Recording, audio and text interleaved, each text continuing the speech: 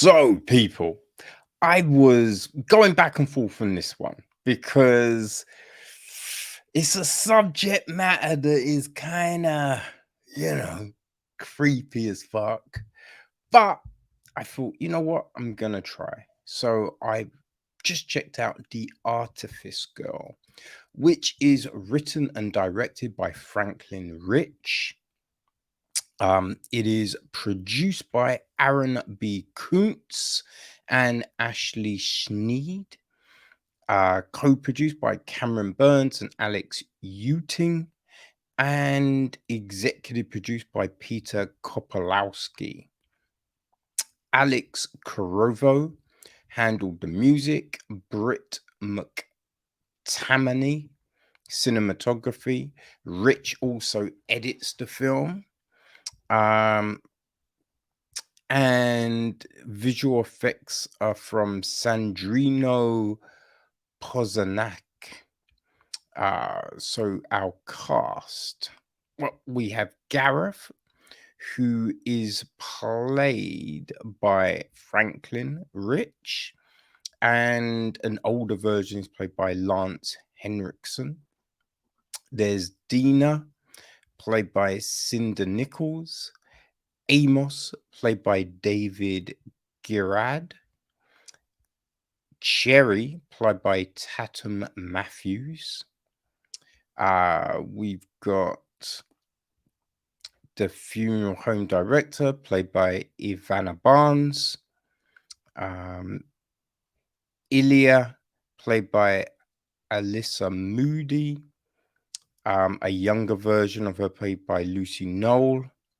And Ben, played by Rashad Sessions. So the gist of the film is this, right? We commence in a dim, claustrophobic space devoid of windows where Gareth is brought in for questioning. Two stern-looking agents interrogate him with brute force, instilling in him an overwhelming sense of dread. Gareth's interrogation is centered around a highly sensitive project aimed at dismantling the growing network of online pedophiles and predators. The project's methodology involves using sophisticated technology to ensnare these vile individuals, luring them out into the open. The latest tool in their arsenal is a program called Cherry, a digital 9-year-old girl who frequents chat rooms and participates in live chats. By logging the details of her persistent viewers and the messages they send, Cherry proves to be an incredibly effective decoy. However, something strange and mysterious is happening with Cherry. She appears to have surpassed her initial programming and outgrown her human creators, taking on a life of her own. So yeah, that's the gist. Now, it's I think we've had a lot of films that have kind of looked at AI and the issues of it, right?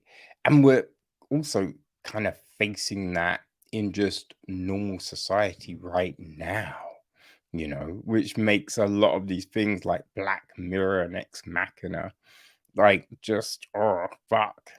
I mean, is this going to be reality? Are we going to get Terminator? But it's always an interesting thing because we don't precisely know, right? So there are all these questions. And just like other technology, there's going to be pros and cons, right? But it will open us up to new possibilities. So with this film, Rich looks at this one that you think, oh yeah, that makes sense, right? Using AI and creating a model, as they're doing that with films, right? So It's just like using it as a way to catch a predator, as it were, you know? And you think, yeah, that does make sense. Interesting. But then we ask the questions, is this ethical on the AI? Right? So the film is split into these three kind of chapters looking at like events and this, you know, new reality in different time periods. You know, we've seen films do it like Jobs, right? That looked at different stages of Steve's life, and other films have done similar things. So nothing new here, but it was a really good way of telling a story on a limited budget because, you know, we're only in three locations, right? So you're being very smart with your need for sets, right? And the location scouting and all of that, but confining the story to these key elements. You know what I mean? Not trying to bog it down with other stuff. It's just asking these questions. And you know, you think, yeah, a lot of these questions are the things people will be asking. You know, so we get some very good acting. You know, the whole interrogation sequence in our first third. I thought that was kind of handled well. You know, similar to other really good, you know, films that have utilized that kind of scene. You know, it's handled in a similar way, done well. You know, the good cop, bad cop, all of that kind of jazz, trying to trip people up, get the truth, all of this. But now we throw in some AI, right? So we have this. And I think as we go through different, and we're in these different time periods, these different questions do come up. Now, I think the questions themselves do make sense. Now, we do get things and terms thrown out there, you know, like uncanny valley and the Turing test and all of this kind of stuff. Now, I do feel if you're in these settings, right? If it's these people having this conversation, you're not using those terms, right? These are terms that the general public will have an understanding of, right? So I can understand why you're throwing them in there. But when you have people, you know, that understand the field and understand the work that's being done, you talk in different ways, right? So I don't necessarily think that those particular terms would be used.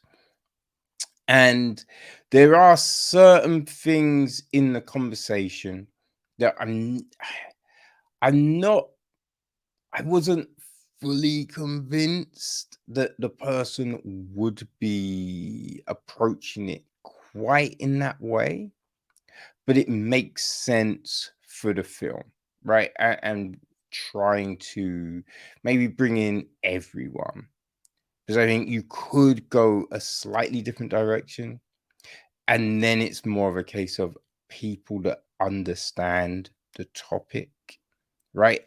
Understand the nature of science and all of that kind of thing. So you could alienate people. So I do get it. And it is handled very well. As I say, very good acting, especially I would say when it comes to young Tatum Matthews, because this character, Cherry, has to pivot, right? Has to show the evolution of the AI. So the talking pattern and just all of this, right? And she does a very good job of that. I would I would say that the last third is probably the weakest part of the film, although we still get some poignant things asked. Right? It's just one of those ones where when you're in this world of technology and these leaps have been made, that the tech isn't it's not universal, right? We still see people in standard wheelchairs, right? We still see people playing certain games in a certain way, doing things in a certain way. And you always feel like, yo, go all out there, right? If we're saying this is what we're doing, right, that tech has got to this point, then throw some different things, right? Show some other stuff. Dude, you know what I mean? We could do that, right? When it comes to aging and just all of these things, because we know they're messing with that, right? So if we're saying we've gone this far in the future, why not then go, yeah, this as well, right? This is where we're at. This is what we're doing. But as I said, look, the conversation is still interesting in places. Does get a bit verbose, but as a whole, right? As a whole, this is an interesting film. It's just over an hour and a half, right? I don't think it felt too long.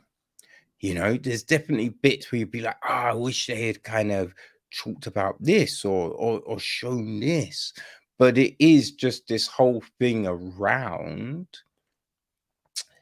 when does AI become sentient, right? What rights would it have? You know, what kind of things could you do or not do? You know, like if you're asking certain things of AI, then does that not mean you should be open on other things as well? Right? So all of these things are thrown out there and asked. So it does make it very compelling and interesting, people. You know, so I think if you've enjoyed those episodes of Black Mirror, you know what I mean, like the one where oh my god, Gleason, right? You know, he's the in the loft, right? That one. Oh my days. Oh my days. You know what I mean? Like or the memory one. Like there was so many of those episodes that kind of fucking with AI and the different things that can happen. Right. So if you've enjoyed those, if you enjoyed Ex Machina, there was a film called oh my god, it began with P. Fuck, I forget. Yeah, we covered it during I think it was the 2020 London Film Festival. Right? Very interesting. Very interesting. But anyway, if you enjoy those sorts of films, I think, people, that you will find the Artifice Girl extremely compelling. Right? It's you know, available on Prime, Apple, just, you know, places where you find films, right? Um, yeah, definitely, I would say give it a watch, because it's low budget, but it does a very good job of swerving that, right? And giving you a film that doesn't feel like it's low budget, right? It's a film that gets down to these key elements, right? And takes this deep dive and makes you contemplate, makes you think, yeah, what do I think about this? What would that mean? You know? And we have very good performances from all the cast. So, yeah, if that's what you're looking for, people, that's what you will get with the Artifice Girl. Artifice This girl, I can't speak, but it's a great film. Go check it out.